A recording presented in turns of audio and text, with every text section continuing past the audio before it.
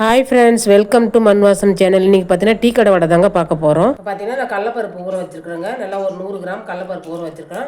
நல்லா 1 மணி நேரம் ஊற வைக்கணும் கடலப்பருப்பை. இப்போ இதிலேருந்து தண்ணி வடித்து எடுத்துக்கலாங்க. நல்லா கழுவிட்டு தண்ணி வடித்து எடுத்துக்கலாம். இப்போ வந்து மிக்ஸி ஜார் எடுத்துக்கலாங்க. அதில் பார்த்தீங்கன்னா கடலப்பருப்பு தண்ணி இல்லாத நம்ம சேர்த்துக்கணும்.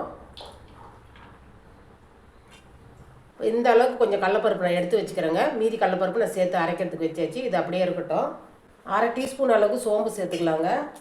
அது கூடவே 2 பல்லு பூண்டு, முழு தனியை பார்த்திங்கன்னா 1 டேபிள் ஸ்பூன் அளவுக்கு முழு தனியை சேர்த்துக்கலாங்க. அது கூடவே தேவையான அளவுக்கு உப்பு சேர்த்துக்கலாம். இதை சேர்த்து இப்போ நம்ம கொரப்பாக அரைச்சி எடுத்துன்னு வந்துடலாங்க. அவ்வளோதாங்க, அரைச்சி எடுத்துன்னு வந்தாச்சு. நல்லா வடக்கி இந்த அளவுக்கு நல்லா கொரப்பாக அரைக்கணும். பாருங்கள், தண்ணி சேர்க்காதனால இந்த கெட்டி இருக்கணுங்க மாவு. இப்போ இதை ஒரு பவுலில் மாற்றிக்கலாம்.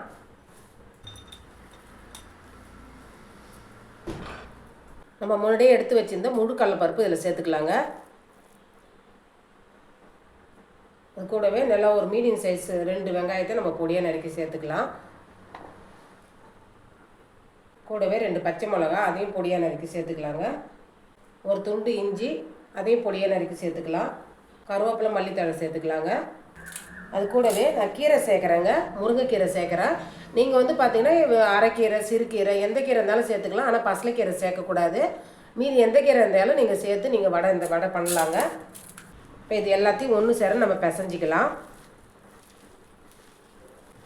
கீரை சேர்த்துருக்கோம் இல்லைங்களா, அதனால் நல்லா இது மாதிரி பிசையும் போது கீரை வந்து பொடியாகிடும். நம்ம தட்டுறதுக்கு வடை தட்டுறதுக்கு ஈஸியாக இருக்குங்க. அதேமாதிரி வெங்காயமும் பார்த்து சேர்த்துக்கணும். ஏன்னா நம்ம அதிகமாக சேர்த்துட்டு நம்ம இது மாதிரி உண்டை பிடிக்க வராது. அது மாதிரி வடை தட்டும் போதும் நமக்கு அந்த ஷேப்லாம் வராதுங்க, உதிரியாக ஆகிடும்.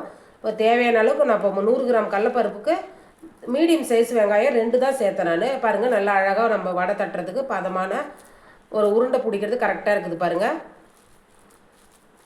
அவ்வளோதாங்க, நம்ம இப்போ வடை தட்டி எடுத்துக்கலாம். அவ்வளோதாங்க, இப்போ கேஸ் ஆன் பண்ணிவிட்டு கடாயில் எண்ணெய் வச்சுக்கிறேங்க. எண்ணெய் நல்லா காஞ்சதும் இந்த மாதிரி நமக்கு என்ன சைஸில் வடை தேவையோ அந்த அளவுக்கு மாவு எடுத்துக்கணுங்க. இது மாதிரி உள்ளங்கையில் வச்சுட்டு நல்லா இந்த அளவுக்கு ப்ரெஸ் பண்ணணும். அவ்வளோதாங்க, இப்போ நம்ம காயிற எண்ணெயில் சேர்த்துக்கலாம். ரொம்ப அழுத்தம் கொடுக்க தேவையில்லைங்க. இப்படி இந்த அளவுக்கு அழுத்தினா அழகாக வந்துடும் வடை. இது பார்த்திங்கன்னா டீ கடையில் செய்கிற கீரை வடைன்றதுனால அந்த அளவுக்கு பெருசாகவே நான் போட்டு காமிக்கிறேங்க.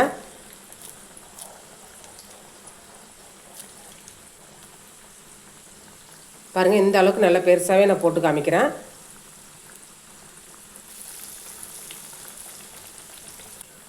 இப்போ முன்னாடி போட்டது வந்து பார்த்திங்கன்னா லைட்டாக செவந்திருக்குது இல்லைங்களா, ஒரு பக்கம் திருப்பி விட்டுக்கலாம். நம்ம போட்ட உடனே கரண்டி போட்டு கிளறக்கூடாதுங்க, ஏன்னா அது அப்படியே டக்குன்னு உடைய ஆரம்பிச்சிடும். நல்லா வேகும் போது இந்த பக்கமாக அந்த பக்கமாக திருப்பி விட்டுக்கினே இருக்கணுங்க. ஒரே பக்கம் வந்ததுன்னா கருகுன மாதிரி அந்த கலர் தெரியும். கடையில் பார்க்கும்போது அந்த கலர் இருக்காது இல்லைங்களா, நல்லா பொன் நிறமாக அந்த அழகாக பார்க்குறதுக்கு பொன் நிறமாக இருக்கணும் வடை. அவ்வளோதாங்க, சூப்பராக வடை ரெடி ஆகிடுது. இப்போ நம்ம எடுத்துடலாம்.